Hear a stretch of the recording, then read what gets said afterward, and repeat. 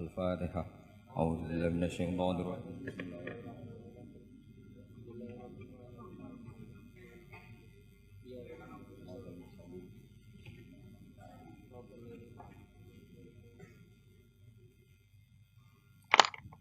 Bismillahirrahmanirrahim. Ini sesuai janji saya ngaji tentang am dan khos. An-naul khamisu wal arbaun fi amihi wa khosihi. Jadi bagian dari ke-45 tentang am dan khos.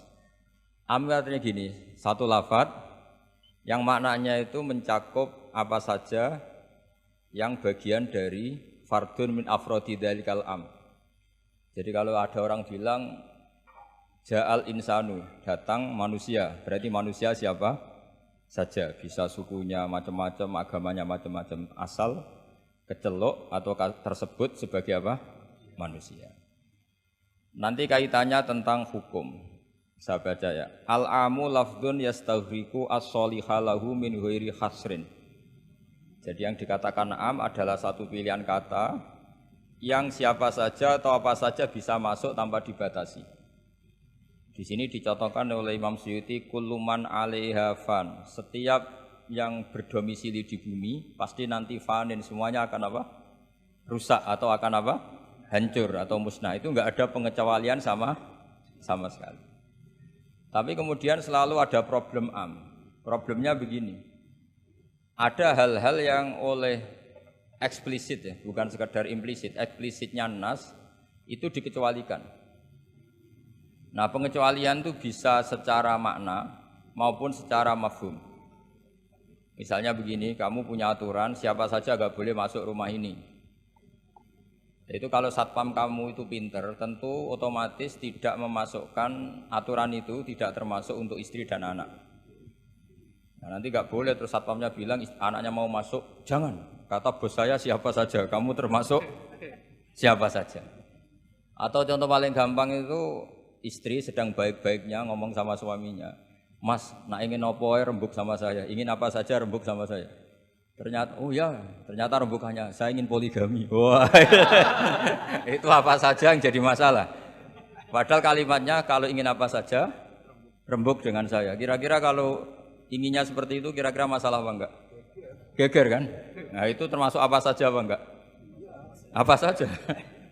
Cuma yang itu jangan. Nah itu ada analisis ulama, sehingga analisis ulama itu mengatakan begini. Fama min amin illa wa yatakhayyalu fihi takhsisu. Saya ulang lagi ya. Fama min amin illa wa yatakhayyalu fihi takhsisu. Enggak ada lafadz am kecuali kebayang ada takhsisnya, kebayang ada pengkhususan. Karena ya otomatis itu otomatis. Kayak tadi misalnya sampean tak bilangin siapa saja enggak boleh masuk rumah saya. Tentu itu ada koridor hukum baik yang difahami secara implisit maupun secara tatanan sosial, bahwa itu tentu maksudnya itu orang lain. Tapi kalau gurunya, orang tuanya, anaknya, istrinya tidak akan masuk kaidah itu. Misalnya ya ayyuhalladzina amanu la tadkhulu buyutan nabiyyi illa yudana lakum. Wahai orang-orang yang beriman jangan masuk rumahnya Nabi kecuali dapat izin. Tentu ayat itu bukan untuk Sayyidah Aisyah, bukan untuk Hasan Husain, bukan untuk Sayyidina Ali, bukan untuk Sayyidah Fatimah, karena mereka orang-orang yang otomatis boleh keluar apa? Masuk. Makanya itu enggak gampang ya, menyimpulkan hukum dari Al-Qur'an enggak gampang. Misalnya gini, wa ahallallahu al-bai'a, Allah menghalalkan jual beli. Tentu enggak pernah kebayang termasuk di situ adalah jual beli narkoba, jual beli yang menipu, jual beli yang merugikan orang. Jual beli ini yang parah lagi ini, provokator ini. Jual beli wong wedok kan. Itu. Nah, nggak bisa kamu nerjemah gini. Allah menghalalkan jual beli apa saja. Karena apa saja ini bahaya untuk kasus-kasus yang diharamkan Allah Subhanahu wa taala. Nah, pengecualiannya gimana caranya? Imma pengecualian cara berpikir gini, yang dihalalkan Allah pasti yang baik. Berarti terjemahnya Allah menghalalkan jual beli yang baik. Nah, jadi makanya disebut di sini fama min amin illa wa yatakhayyalu fi takhsis. Tidak ada am kecuali prakteknya tetap ada takhsis, ada khusus. Misalnya gini, as-sholatu khairun maudhu'un fa'aksir au akillah. Salat itu selalu baik. Maka silahkan kamu memperbanyak salat atau pas-pasan au akillah. Maksudnya salat sunat. Tentu itu mengecualikan salat setelah subuh sampai matahari apa? Terbit dan setelah asar sampai matahari terbenam. Padahal itu juga salat tapi dikecualikan dari yang disyariatkan. Misalnya Nabi zaman Sugeng sering ngendikan kamu boleh sholat di belakang siapa saja yang muslim. Tentu mengecualikan nggak boleh seorang perempuan ngimami seorang laki-laki. Padahal perempuan juga orang apa? Muslimah. Maka di sini ada trauma ya, ada trauma dari ulama sampai nggak mau belajar kaidah. Cari hukum-hukum yang detail, ibarat pasal-pasal kenegaraan ya sampai detail-detail ayatnya, penjelasannya. Karena kalau kaidah umum itu pasti repot. Misalnya sampai mengartikan Pancasila, sila ketiga apa? Persatuan Indonesia. Kan nggak bisa kamu artikan partainya harus sama, pilihan presidennya harus sama. Karena kalau beda namanya tidak persatuan. Ya tidak bisa seperti itu. Karena kalimat itu pasti bias. Nah, makanya fama min amin illa wa yatakhayyalu fihi takhsisu. Tidak ada am kecuali ada taksis. Di sini dicontohkan hurrimat alaikumul maitah, diharamkan pada kalian makan bangkai. Kamu tahu maknanya bangkai? Bangkai adalah hewan yang mati tanpa bidzakatin syar'iyyin, apa? Tanpa penyembelihan secara syarak. Ada enggak pengecualinya? Ada, ikan laut. Ikan laut itu kan matinya tidak karena disembelih. Halal apa enggak? Halal. Artinya kata hurrimat alaikumul maitah diharamkan pada kalian apa? Bangkai ternyata ada pengecualian, yaitu as-samaku wal jarad, belalang dan apa? Ikan laut. Nah, itu masih banyak lagi. Makanya terus dibabkan faslun fi amihi wa khosihi, bab menerangkan ayat atau qaulullah yang am, yang umum dan yang khos, yang khusus. Nah, untuk memastikan itu ya mau tidak mau memang harus belajar. Kalau nggak belajar nggak bisa yang ngikuti ulama. Biasanya ya nggak mau belajar ya nggak mau ikut ulama, itu yang jadi masalah ya. Karena ikut juga gengsi. Apalagi yang diikuti kubu sebelah biasanya masalah itu. Nggak boleh dalam ilmu Quran, nggak boleh seperti itu. Sebab itu bab ini diteruskan oleh Imam Suyuti fi mujmalihi wa mubayyinihi. Ayat yang mujmal dan mubayyinnya, penjelas dari mujmal itu. Misalnya begini. Yang dikatakan puasa itu apa coba? Enggak, ini latihan jadi ahli fikih. Yang dikatakan puasa itu apa coba? Menahan. Umumnya orang kan menahan lapar dan minum dari fajar shadiq menjadi sampai terbenamnya matahari. Nah, sekarang pertanyaannya kalimat menahan apa? Lapar dan haus itu maknanya itu kan sebetulnya masih salah. Redaksi itu salah. Karena juga nggak boleh hubungan intim, nggak boleh memasukkan apa saja ke lubang dan sebagainya. Terus lalu batasannya sampai matahari terbenam. Ada beberapa daerah yang terbenamnya matahari itu tidak wajar. Sampai misalnya siangnya itu 22 jam. Atau kebalikannya, nggak ada matahari terbit, nggak ada matahari tenggelam, kayak di kutub. Sehingga saya berkali-kali bilang, ulama Indonesia itu kenapa alim? Itu ya diantara faktornya itu ada unsur kebetulan. Sehingga ada katakan hoax.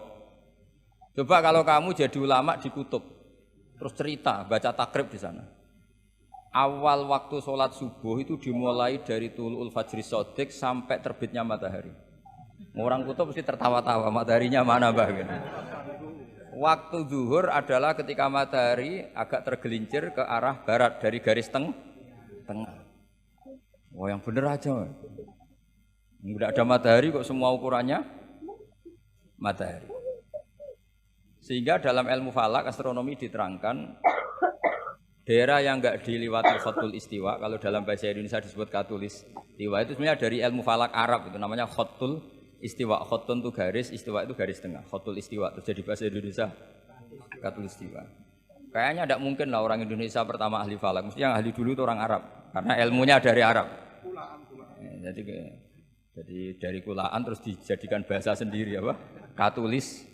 Katulistiwa. Seperti Taj Mahal itu sebenarnya dari bahasa Arab Mumtaz Mahal. Mumtaz itu spesial, mahal itu tempat. Terus bahasa Indonesia jadi apa? Taj Mahal.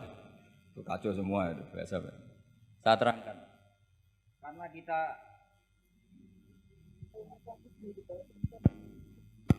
Karena kita ngaji di Indonesia, kebetulan Indonesia termasuk daerah yang dilewati apa? Katulistiwa, sehingga waktu kita normal, trennya ya 12 sama berapa? 12. Nanti ada masalah itu misalnya kamu tadi di kutub, lalu puasanya gimana? Apa dikonversi, tetap polanya 16 jam, terus konversi per antar sholat itu kira-kira berapa apa? Jam? Taruh saja misalnya kamu sudah duhur jam 12, ya trennya asarnya ya jam 3. Kan nggak mungkin habis duhur jam 12, asarnya jam 1.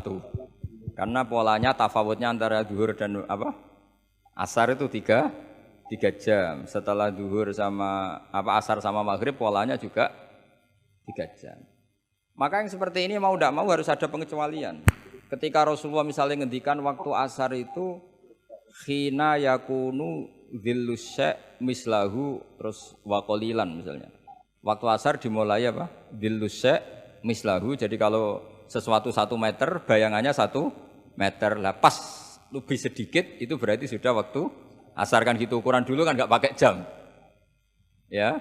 Terus habisnya waktu asar setelah matahari terbenam. Tentu dawuhnya Nabi seperti itu momentumnya di mana? Di daerah yang dilewati khotul istiwa. Karena yang tidak dilewati khotul istiwa tidak ngalami ada matahari terbit, terbenam dan zawalu samsi. Makanya tadi itsma min amin illa wa yatakhayyalu fi takhsis, sudah ada am, tidak ada kaidah umum kecuali sebetulnya pasti ada khusus. Ya kayak tadi. Mas kowe kepen apa wae tak dukung. Wah, aku yo pengen wayo wis taqabbal wa minkum taqabbal ya kari. Padahal kalimatnya apa? Apa saja. Tapi jangan lagi-lagi tentang itu. Kamu enggak bisa bantah. Kan apa saja. Oh, dasar orang goblok kok pahaman kan mesti gitu malah masalah besar itu. Sehingga di Quran itu selalu ada seperti itu. Misalnya ya sama lah misalnya, nikahi perempuan siapa saja yang kamu cintai. Ya tentu cinta yang kamu cintai itu tidak memasukkan ibu dan adik. Karena itu mahram apa? Pasti ada, orang pasti paham. Boleh menikahi perempuan siapa saja yang kamu cintai, asal muslimah, asal sholat. Secara kaidah asal muslimah, asal sholat kan memasukkan ibu dan saudara kandung atau adik kandung. Tapi kan nggak kebayang dalam nikah seperti itu. Jadi otomatis ada istisna. Makanya ini perlu dicatat ya, makanya jangan sering dalil ayatnya begini berarti memasukkan apa saja, tidak bisa. Itsma min amin illa wa yatakhayyalu fihi takhsis. Enggak ada ayat umum kecuali prakteknya ada takhsis, ada kekhususan. Jelas ya? Apa saja? Misalnya gini, bohong itu haram. Ya pasti tidak semuanya. Ada bohong itu wajib. Ada perempuan dikejar-kejar sama begal mau diperkosa, terus sembunyi di rumah kamu. Kamu wajib jujur apa wajib bohong? Wajib jujur apa wajib bohong? Wajib bohong. Kalau kamu jujur namanya kebodohan. Bukan. Pak, cawe dok mau ning ndi? Monggo temriki kula dudono. Itu tidak jujur, itu goblok gitu. Ya ingat ya kaidahnya itsma min amin illa wa yatakhayyalu fihi takhsis. Sudah itu aja dihafalkan. Nanti sudah pinter sendiri itu. Sudah itu aja. Apa? Itsma min amin illa wa yatakhayyalu fihi takhsis. Enggak ada kaidah umum kecuali di situ tersimpan takhsis atau aturan-aturan khusus yang terkecualikan. Itu pasti, itu otomatis. Karena enggak kebayang bahasa itu mewakili semua, itu enggak kebayang. Misalnya ada pembantu mesti dibilangin gini sama penyalurnya, ya kalau disuruh majikan apa saja turutin ya, disuruh ngelayani ya saja apa turutin, terus ngelayani diranjang ya taqabbalallahu minna minkum kan, tetap nggak bisa, kayak lafat itu nggak bisa. Kalau majikan kamu ingin apa saja turutin, tentu tidak memasukkan hal-hal yang dilarang agama. Itu juga misalnya mahasiswa, sama dosen nurut ya perintahnya apa saja ya apa saja yang dibolehkan, maksudnya bukan apa saja secara bebas. Nah itu di Quran juga gitu. Kalau ada ayat apa saja, sebetulnya di situ pasti ada apa? Takhsis ya, jelas ya. Itsma min amin illa wa yatakhayyalu fihi takhsis. Sehingga susah sekali cari umum yang tetap maknanya umum. Sekarang misalnya pertanyaannya lagi, ini ada beberapa kaidah. Qad yaqa'u tabyinu muttasilan nahwu minal fajr ba'da qawli al khaitul abyadu minal khaitil aswad. Ini lebih susah lagi. Lebih susahnya gini. Di Quran itu ada beberapa lafaz yang maknanya itu tidak semestinya. Saya ulang lagi, di Quran itu ada beberapa lafaz yang maknanya itu dari awal tidak semestinya. Nah, tidak semestinya ini oleh ulama ahli sastra Arab, ahli balaghah kalau dalam bahasa Arab disebut tasbih. Apa? Tasbih. Jadi kalau orang Arab sebetulnya ya sama, orang Arab, orang Indonesia sama dalam apa? Pemaparan sama. Kalau Zaid itu agak ganteng, agak yang gantengnya agak. Itu orang Arab bilang itu Zaidun kal qamar. Zaid itu ibarat rembulan. Tapi kalau ganteng sekali dan susah ditandingi, itu orang Arab akan bilang Zaidun qamarun. Zaid itu rembulan. Sehingga dalam kitab-kitab madaih, kitab-kitab yang memuji Nabi itu disebut anta samsun, anta badrun. Engkau ibarat matahari, engkau ibarat rembulan. Itu adat tasbihnya, kata seperti dibuang. Apa kata seperti dibuang? Sama di Indonesia juga sama. Kalau orang ahli orasi ilmiah yang ketika orasi itu kendel sekali, apalagi zaman revolusi, ketika ada orasi yang menggelegar disebut singa podium. Tidak seperti singa, tapi langsung dikatakan singa podium. Itu ada tasbih, namanya dalam bahasa Arab disebut apa? Tasbih. Nah problemnya ada beberapa ayat yang dari awal Allah menggunakan itu tidak untuk makna semestinya, tapi untuk apa? Tasbih. Tasbih itu ya tadi hanya menyerupakan berhubung sesuatunya detail. Adat tasbih, kata seperti itu dibuang. Misalnya gini. Inna min azwajikum wa auladikum aduwwal lakum. Istri kamu, anak kamu itu musuh kamu. Oh, itu kan ngeri, masa anak sama istri dikatakan musuh. Nah, tentu itu ada proporsinya. Ketika anak istri kita tidak menopang kesalehan kita, tidak menopang ketaatan kita, maka perilakunya sebagaimana musuh. Tapi ketika mereka baik, benar-benar baik kata Nabi, sebaik-baiknya pemberian dari Allah dan sebaik-baiknya mata udunya adalah almaratus solihah, wanita yang solihah, yang membantu kamu menjadi orang baik. Artinya apa? Ada proporsi di mana perempuan digelari musuh, distatuskan musuh, ada proporsi di mana perempuan berstatus pembela atau penopang ketaatan. Ya sudah seperti itu. Nanti kalau baca Quran, baca hadis seperti itu. Di mana wanita dipuji maknanya kayak apa, ketika dikritik maknanya kayak apa. Lelaki juga gitu sama. Sehingga banyak ulama yang merumuskan hubbul mal misalnya, mencintai harta. Itu hukumnya gimana? Ya kalau untuk kebaikan ya baik, kalau untuk keburukan ya buruk. Nah, makanya innama amwalukum wa auladukum fitnah. Harta kamu, anak kamu itu ujian. Nah, ini penting sekali dikenalin sehingga Quran itu tidak saling bertabrakan. Ya, Quran itu tidak saling bertabrakan. Di ayat ini perempuan dipuji, di ayat ini perempuan dikritik. Misalnya tadi inna min azwajikum wa auladikum aduwwal lakum, tapi ada ayat fassolihatu qanitatun hafidzatul lil ghaibi bima hafidza. Perempuan itu luar biasa, penjaga kedamaian, penjaga kehormatan, itu luar biasa dipuji. Ya tentu dalam konteks yang layak dipuji. Kalau sedang dikritik ya dalam konteks yang layak dikritik. Artinya pujian ini bukan cek kosong tanpa pengecualian, dihujat atau dikritik juga tanpa cek kosong tanpa pengecualian. Lagi-lagi kaidahnya itsma min amin illa wa yatakhayyalu fihi takhsis. Tidak ada lafaz umum kecuali di situ terbayang ada kekhususan. Ya jelas ya. Jadi nah kemudian kekhususan itu gimana? Kalau dalam ilmu fikih disebut menghilangkan masodak. Masodak itu pokoknya ini tak pakai bahasa asli ya, biar nanti habis ngaji itu keren. Ini pasti pakai bahasa asli yang di usul fikih. Masodak itu satu nama yang mencakup sesuai kriteria, definitif lah kalau dalam bahasa inteleknya. Misalnya gini, ini coba pegangin. Ini yang dikatakan tangan ini sampai ini kan, ini semuanya tangan. Nah ini namanya mujmal. Kata Rasulullah misalnya kalau kamu wudu, basuhlah tangan kamu. Tapi secara sanad kita sampai Rasulullah basuh tangan itu sampai sini saja. Ya kan? Itu di bab wudu. sampai siku saja. Tapi sikunya terbasuh loh ya. Jelas ya. Padahal ini juga tangan. Tapi di bab qat'u yadis sarik, di bab memotong tangannya pencuri, wasariqu wasariqatu faqta'u aydiyahuma. Orang kalau mencuri dalam ajaran Islam atau negara Islam dipotong tangan. Segini apa hanya segini? Sampai gelang kaki apa mata ini namanya? Pergelangan apa sampai sini?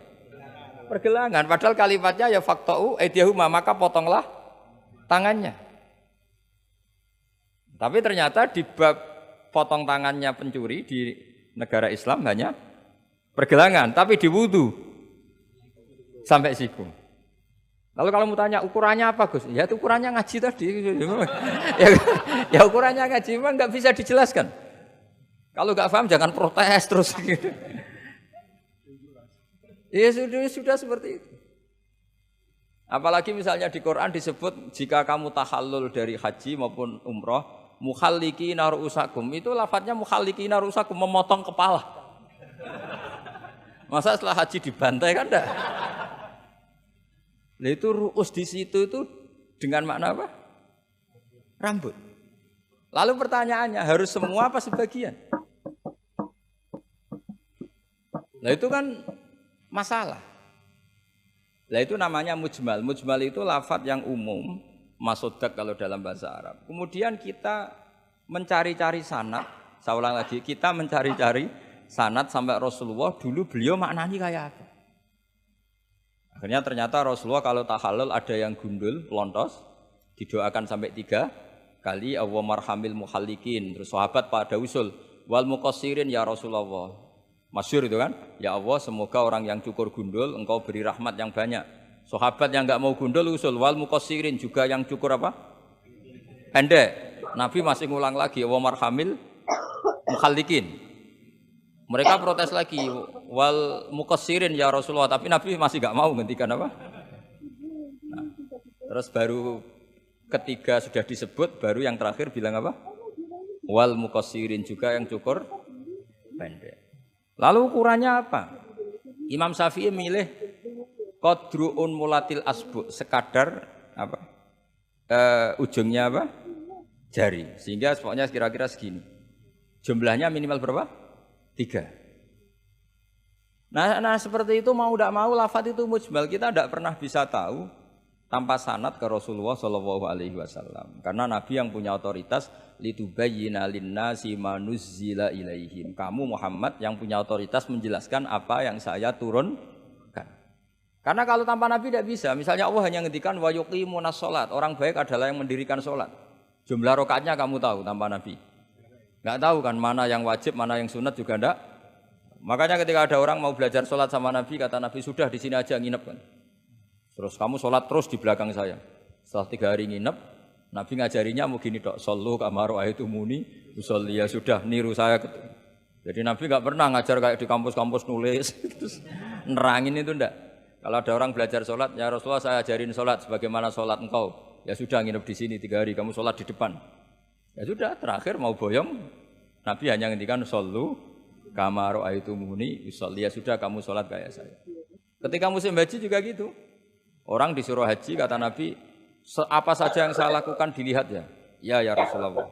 Setelah selesai haji, Nabi hanya ngendikan litakhudhu anni manasikakum apa? Litakhudhu anni manasikakum, ya sudah kamu mengambil cara ibadah haji dengan melihat saya.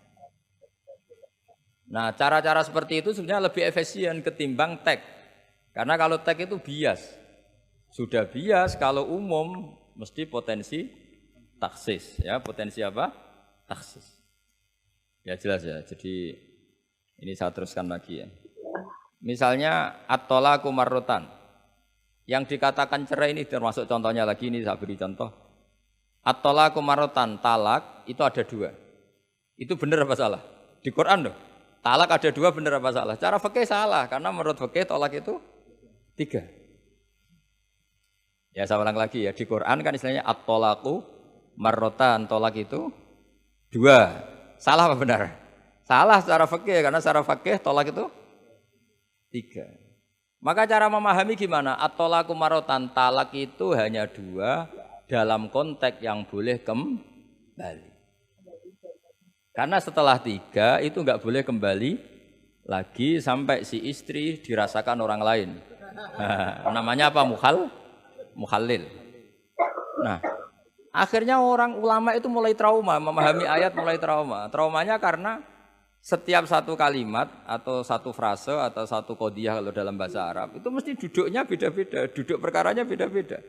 Di bab wudu tangan itu sampai siku. Di bab qat'u yadis sarik memotong tangan pencuri hanya sampai pergelangan. Ya sudah kalau tanya cara tahu gimana yang ngaji sudah nggak bisa itu jelaskan. Apalagi sebulan sekali gini wah tambah. Ya ngaji puluhan tahun saja tidak mesti alim apalagi sebulan apa? Sekali. Makanya itu bisa dipakai alasan. Kenapa ada alim? Kan sebulan sekali. Jadi kalau ditanya kenapa ada alim kan apa? Sebulan sekali. Itu kan salahnya Gus Ba, mau ngajar tiap hari gitu. Ya jadi jelas ya. Jadi semua itu ada proporsinya. Misalnya ada ayat lagi la tudrikuhul absor. Keyakinan orang mukmin nanti di surga itu melihat Allah apa enggak? Enggak, keyakinan umumnya yang hadir di sini. Melihat kan? Tapi ada ayat la tudrikul absor. Allah itu tidak bisa tersentuh, bisa diliput oleh pandangan mata. Padahal di sebagian ayat wujuhu yauma idzin nadhirah ila rabbiha nadhirah. Orang-orang baik adalah wajahnya apa bersinar, nadhir itu maknanya bersinar pakai dot, ila rabbiha nadhirah dan wajah-wajah itu nanti melihat Allah. Akhirnya yang pakai dot ya. Jadi kalau pakai dot itu apa? Bersinar, wujuhu yauma idzin nadhirah terus apa? Ila rabbiha nadhirah. Nah. Akhirnya ulama cara berpikir gini. La tudrikuhul absor wa huwa yudrikul absor wa huwal latiful khabir. Meskipun kita melihat Allah itu tidak mungkin ikhatah. Ikhatah itu terus paham detail. Ya, paham apa? Detail. Karena bagaimanapun Allah itu qadim. Qadim itu la yutakayyaf. Enggak kebayang. Apapun hebatnya kita, perangkat kita ini semuanya profan, semuanya hadis. Sementara Allah adalah zat yang tidak terbatas. Sehingga ya sudah kita tidak akan melihat secara utuh, secara sempurna sampai kita paham. Tapi seperti itu sudah bisa dikatakan melihat. Paham ya? Misalnya Anda melihat Merapi dari jauh, sudah bisa dikatakan melihat. Tapi jangan disuruh detail, pohonnya apa saja.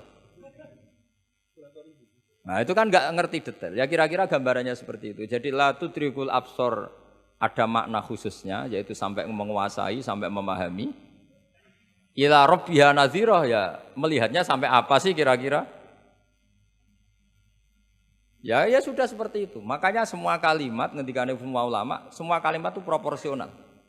Kamu bilang mencintai istri. Sama ibu ya bilang mencintai, saya teman yang kamu cocok ya mencintai. Lalu makna mencintai itu gimana coba? Mencintai ibu ada maknanya sendiri, mencintai istri ada maknanya sendiri. Terus mencintai simpanan ini yang repot. Itu maknanya juga sendiri lagi. Mencintai teman sendiri lagi, mencintai uang maknanya ya. Semuanya dengan kata mencintai. Misalnya orang mukmin disebut walladzina amanu asyaddu hubbalillah, orang mukmin itu sangat mencintai Allah. Kalau mencintai Allah itu dengan mencintai manusia itu beda. Aturannya juga beda. Kata para ulama kalau Allah itu suka kalau dimintai. Tapi kalau kamu mencintai seseorang, kamu sering minta, wah itu istaqabbalallahu minna. Jadi Allah itu suka apa? Allahu yaghdabu in tarakta su'alahu wa banu adama yaghdab. Jadi Allahu yaghdabu in tarakta su'alahu. Allah justru tersinggung kalau orang yang mencintai dia kemudian tidak sering-sering minta. Tapi kalau Bani Adam semakin sering dimintain malah nafsu ya, malah tersinggung, malah capek. Jadi sama-sama kalimatnya juga mencintai. Nah bayangkan Quran itu seperti itu. Min awali hatta akhiri lafaz ini semua proporsional. Apa? Semua itu proporsional. Sehingga cara maknani gimana ya tadi? Ada am, ada khos, ada mujmal, ada muqayyad. Makanya kita akan selalu berdebat misalnya ya selalu, saya ulang lagi, selalu berdebat. Madhab kiblat itu sebetulnya harus persis apa enggak? Ya tadi saya seperti ngaji saya kemarin.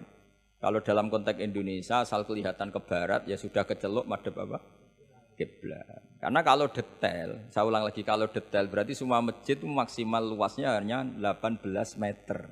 Karena Ka'bah diameternya hanya 18 meter. Sekali yang di ujung sana, oh pasti melencengnya jauh itu. Jangan-jangan yang melenceng pas imamnya malah. Karena kalau Ka'bah 18 meter yang ujung sana berarti imam yang di sini, oh bisa sampai Ethiopia itu. Iya kan? Nah, itu kalau harus detail juga Ka'bah orang sholat harus cekung. Nah kalau cekung bisa menuju ke satu titik. Tapi mana ada ajaran masjid apa? Cekung. Maka seperti itu dari awal Allah tidak menghentikan Ka'bah. Fawalli wajhaka syatrul masjidil haram. Satro itu nahwa. Ya sudah yang penting kamu menghadap ke arah masjid haram. Bukan ke ainal masjidil haram yang detail. Jadi satro itu nahwa. Nahwa itu ya pokoknya ke sana. Nah itu yang dimaksud yuridu wa bikumul yusra wala yuridu bikumul usra. Agama ini gampang, kenapa dipersulit? Jangan kayak birokrat tertentu, kalau bisa sulit kenapa dipermudah? Karena banyak kepentingannya, apa? Ya terus saya teruskan lagi. Ini contoh-contoh. La tut ukhidlat lakum bahimatul an'ami illa ma yusla alaikum. Terus ada lagi wa aufu bi ahdi ufi bi ahdikum. Ini contoh-contoh yang disebut oleh Imam Suyuti. Walillahi 'alan nasi hijjul bait. Maksud beliau dengan contoh-contoh itu begini ya. Misalnya kulluman 'alaiha fan, semua ini kalau kiamat nanti rusak semua. Pertanyaannya gini, Gus lalu panitia kiamatnya gimana? Misalnya Israfil yang masyhur dari panitia kiamat itu kan Israfil kan sekarang sudah pegang apa? Trompet. Kalau trompet pertama malam itu gunjang, terus trompetnya ceblok, baru separuh itu kan terus gak jadi kiamat.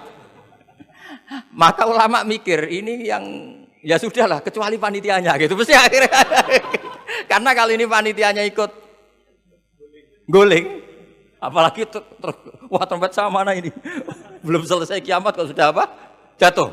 Bisa dibayangkan kan kalau niupnya dari atas jatuhnya di Kaliurang. Oh. Udah gitu dekat Mbak Marijan susah nyarinya itu. Makanya ulama selalu mengecualikan. Kuluman aliyafan itu ada pengecualiannya. Misalnya kecuali panitia kiamat.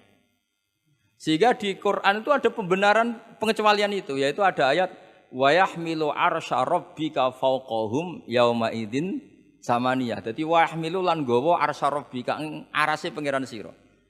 Fauqahum kang pangeran sak dhuwure para malaikat. Sapa samaniyatun malaikat 8. Jadi ketika kiamat dahsyat itu masih ada malaikat 8 yang masih happy-happy saja. Masih santai saja. Karena dia panitia. Ini kalau sampai makanya masyhur. Ya, itu kan jadi yauma idzin wa yahmilu arsya rabbika fauqahum yauma idzin. Di hari kiamat itu ada malaikat yang masih enggak rusak, yaitu termasuk 8 malaikat panitia apa? Kiamat. Maka Israel itu, semoga ikut ngaji di sini Israel itu kacau. Kacaunya itu dia tahunya itu terlambat, masyhur itu. Setelah orang mati semua nanti di kiamat, kamu sudah tidak tahu, sudah mati. Ini saya tahu ya di kitab. Setelah mati semua Allah tanya, Israel sudah mati semua? Sudah Gusti. Sudah semua, sudah. Masih satu. Mana Gusti tak coplok nyawane katanya. Kamu katanya. Wah setelah itu Israel sudah cabut sendiri nyawa kamu. Itu kesakitannya Masya Allah. Tapi dia sekarang belum tahu. Kalau itu sakit belum tahu. Sekarang itu belum tahu. Makanya semoga dengarin supaya tahu. Warang sakit terus. Gimana Is? Sakit Gusti, sakit sekali. Terus Israel bilang gini, kalau saja saya tahu kalau dicabut nyawa itu sakit, saya tidak main coba cabut. Ternyata sakit. Pakai cara apa saja. Jadi tapi dia itu nanti, nyesalnya nanti. Sekarang belum tahu, makanya terus masih main cabut aja itu. Jadi malaikat Israel ya itu tadi. Maka tetap ada pengecualian. Karena kalau nggak ada pengecualian kita kiamat semuanya rusak lalu. Nah terus ulama menambahkan lagi surga dan neraka. Surga dan neraka itu juga termasuk ketika kiamat tidak ikut rusak. Karena kalau rusak, lalu nanti orang-orang ini ditampung di mana? Kamu tahu kan para nabi sekarang posisinya di mana? Surga. Para syuhada Kalau ini ikut rusak, konstruksinya kan kacau semua. Jadi para syuhada, utamanya para nabi kan dijamin sudah di surga sekarang, enak-enakan, serba nikmat. Kemudian ada kiamat, gempa hancur lagi. Berarti kalimat surga enak-enakan kan keliru. Maka ada pengecualian lagi, termasuk surga dan neraka. Lah itu fama min amin illa wa yatakhayyalu fihi taksis. Ya, jadi makanya ini pentingnya ngaji ulumul Quran ya. Bagaimanapun UI itu didirikan para ulama dulu. Mulai dari ulama NU, Muhammadiyah semuanya ikut mendirikan apa? UI. Dulu yang mendirikan ya Ki Haji Wahid Hasyim, Mas Mansur dari Muhammadiyah semuanya ulama. Harusnya sekarang ya selalu punya ulama harusnya. Kalau tidak bisa harusnya ya akhirnya ngontrak ulama lucu kan ulama. Ulama kok kontrakan itu kan aneh. Makanya harusnya itu punya kader sendiri. Ini yang guru-guru VAI ini yang wajib itu. Ya, insya Allah. Ya saya teruskan lagi ya. Jadi lafadz-lafadz yang butuh penjelasan kayak ihdinas siratal mustaqim, tunjukkan kami jalan yang lurus. Tentu butuh penjelasan. Penjelasannya apa? Siratal ladzina an'amta alaihim, jalan mereka yang telah Engkau beri nikmat. Juga sama walillahi 'alan nasi hijjul bait. Semua manusia diwajibkan Allah haji. Lalu kan tidak mungkin semua manusia punya kemampuan. Akhirnya diberi penjelasan man istata'a ilaihi sabila, yang punya kemampuan ke sana. Jadi itu menunjukkan dari sekian kalimat itu kata Imam Suyuti pentingnya mengkaji, kalau mengkaji am harus sekaligus mengkaji mukhosisnya yang menentukan kalimat itu. Kalau ngaji mujmal lafadz yang bias langsung mengkaji mubayyinnya, penjelasannya kayak apa. Ibarat pasal-pasal di KUHP lah.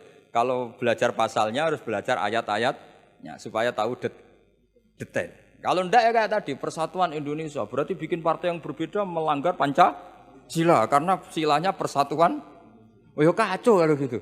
Nah kira-kira seperti itu lah lafadz am kalau difahami liar ya kira-kira kayak seperti itu. Makanya saya berharap jangan mudah menvonis karena enggak segampang itu. Misalnya Nabi sering ngendikan laisa minna man khasyana, tidak termasuk umatku orang yang menipu. Ya ternyata ketika menipu itu tidak perilaku atau cerminan sebagai umatnya Nabi, tapi ya dalam hal menipunya saja. Tapi kalau ketika dia pas sholat, pas zakat, pas baik, ini cerminan umatnya Nabi. Jadi laisa minna evitil kal khoslah. Itu semua ulama menafsirkan evitil kal khoslah. Dalam hal itu dia tidak cerminan umatnya Nabi. Tapi di hal-hal yang lain cerminan umatnya Nabi. Karena tetap famay ya'mal mithqala dzarratin khairan yarah wa may ya'mal mithqala dzarratin syarran yarah. Artinya yang baik ya baik, berarti cerminan umatnya Nabi.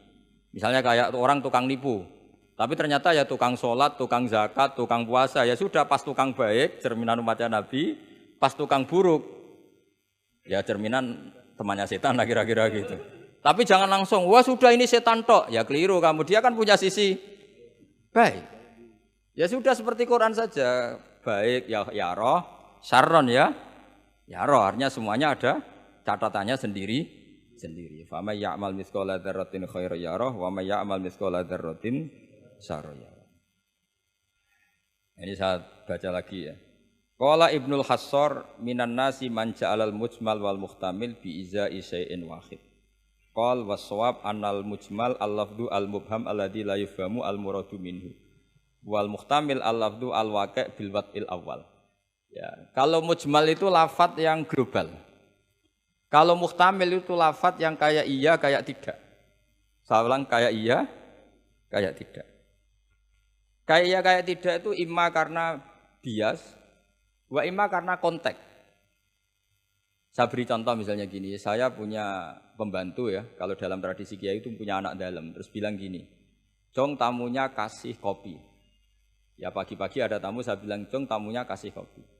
Ternyata tamunya itu perempuan atau orang yang enggak ngopi. Kemudian disuguhi teh. Pertanyaannya anak dalam ini melanggar apa enggak? Tidak, karena kata kopi itu sebenarnya mewakili kata alat untuk menghormat tamu. Cuma saya sebagai kiai adalah elengnya itu kopi. Jika kopi itu bukan ibaratun anil kopi, anil kohwa, tapi ibaratun amma yukri bihid doifa. Itu memang harus ngaji. Seperti itu kalau enggak ngaji enggak bisa. Saya melafatkan kopi itu adalah implementasi dari yang penting ada yang digo nyugati, bukan dengan makna kopi hitam. Sehingga misalnya tamunya kok disuguhi sprit, kebetulan dia milih sprit atau milih teh, saya juga sudah senang karena pembantu saya berarti sudah pinter, yaitu menghormat. Jelas ya? Ya sehingga kata itu sering tidak mengikat dalam agama. Sama seperti Rasulullah ketika bilang gini, ya Mu'ad inni uhibbuka Mu'ad, kamu saya senang kamu, kata Nabi. Ya Mu'ad inni uhibbuka, saya senang kamu. Berhubung saya senang kamu, fakul dubura kulli sholatin, sebagian riwayat fala tada'anna kulla sholatin, maka setiap habis sholat dubura kulli sholatin, kamu lafadzkan Allahumma a'inni ala zikrika wa syukrika wa husni ibadati. Kamu jangan pernah lupa berwiridan, ya Allah bantulah kami mengingat Engkau, ala zikrika wa syukrika, mensyukuri nikmat Engkau, wa husni ibadatik, dan ibadah secara baik kepada Engkau. Pertanyaannya, ketika Nabi nyebut Mu'ad itu sebagai orang hanya Mu'ad, apa sebagai umat yang harus dilatih? Umat yang harus dilatih, sehingga siapapun boleh pakai wiridan itu. Ya makanya terus di balaghatul Arab itu ada aturan zikrul ba'di wa iradatil kul. Ketika nyebut sebagian, bisa yang dimaksud itu siapa saja. Ketika saya nyebut kopi, sebetulnya itu alat atau perangkat atau minuman yang dipakai hormat tamu. Tidak harus bentuknya kopi hitam. Tapi kalau orang tertentu yang memang hobinya ngopi, ayo cari warung kopi. Memang dia anti minum teh, anti minum sprit, memang inginnya warung kopi, ya sudah, itu berarti makna kopi yang muayyan, yang memang maknanya kopi dengan makna yang khos. Jelas ya?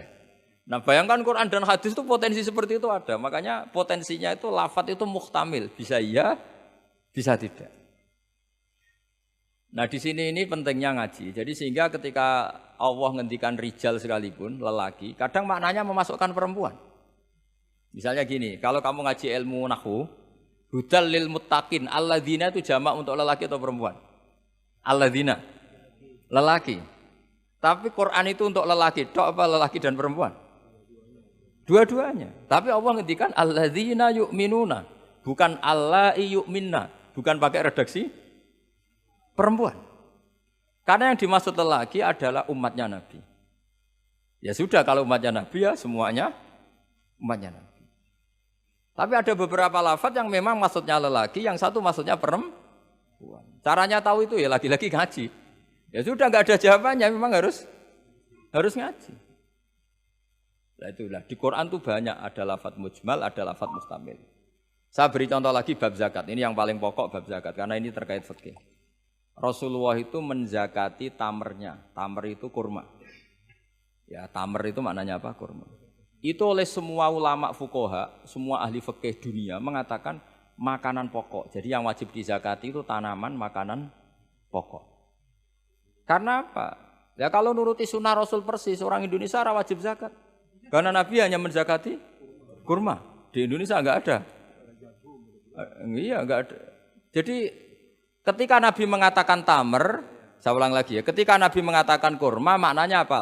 Zakatilah sesuatu yang sebagai makanan pokok, makanan khas atau makanan pokok daerah itu. Sehingga kita yang menzakati padi. Paham ya? Orang tertentu gandum. Sama seperti cung nak petui tamu sarungan gitu. Ternyata sarungnya itu basah. Wah, daripada basah katokan cekak ya, tidak seperti itu. Sarung adalah ibaratun pakaian yang dianggap sopan dalam tradisi santri. Ketika sarungnya basah, penggantinya juga celana, jangan celana pendek. Karena kalau celana pendek tidak mewakili kesopanan. Jadi kalimat itu bisa diganti, cung nemuin tamu dengan kesopanan. Di antara gambarannya pakai sarung, maka sarung bisa diganti celana. Tapi nggak bisa diganti celana pendek, karena itu nggak cerminan sopan. Sama, cung tamu saya kasih kopi, tentu bisa diganti teh, diganti sprit. Paham ya? Tapi nggak bisa diganti toa, paham ya? Karena itu nggak cerminan, jenisnya terlalu jauh, apa? Jenisnya apa? Terlalu jauh. Ya, jadi ini jelas ya. Jadi kalimat-kalimat itu potensinya mujmal, potensinya itu muhtamil atau muhtamal. Wal farqu bainahuma annal mujmal yadullu ala umurin ma'rufah wal lafdhu mustarakun mutaraddidun bainahuma wal mubham la yadullu ala amrin ma'rufin ma'al qat'i bi anna syari' lam yufawwid li ahadin bainal mujmal bi khilafil muhtamil atau muhtamal. Jadi ya seperti itu semua. Saya contohkan yang gampang itu yang fikih saja ya. Misalnya orang disuruh sholat. Sudahlah kamu sholat saja. Ya tentu kalau waktu duhur pikiran pertama itu ya sholat duhur. Kalau waktu asar itu ya asar. Jangan pepeh kalimatnya gini. Cung kamu sholat. Waktu duhur sholat apa saja. Qobliyah masjid atau tahiyat masjid. Yang penting kan sudah sholat. Jadi semua kalimat itu pasti proporsional. Ya semua kalimat itu pasti apa? Proporsional. Sehingga pertanyaannya secara fikih, kalau kita harus madhep kiblat dan sholat harus bergantung matahari, maksudnya Nabi ya tentu daerah-daerah yang ada mataharinya. Maka kalau yang nggak ada mataharinya, ada ketentuan lain yang nanti ikut menginduk yang ada apa matahari. Karena setiap hukum pasti ada muqtadul halnya, ada proporsinya. Makanya kata ulama fikih itu misalnya begini lagi, tak contohkan. Yang fikih aja yang gampang, karena itu keseharian kita. Sholat itu batal dengan makan. Kalau kamu sholat, makan batal enggak? Batal. Itu satu upo sudah batal enggak? Sudah kan? Itu bahasanya sholat batal bil akli dengan makan. Sekarang kalimatnya tak ganti. Cung hormatilah tamu dengan ngasih makan. Satu upo cukup apa satu piring? Sama-sama kalimatnya makan. Mustake isa upo sing penting mangan.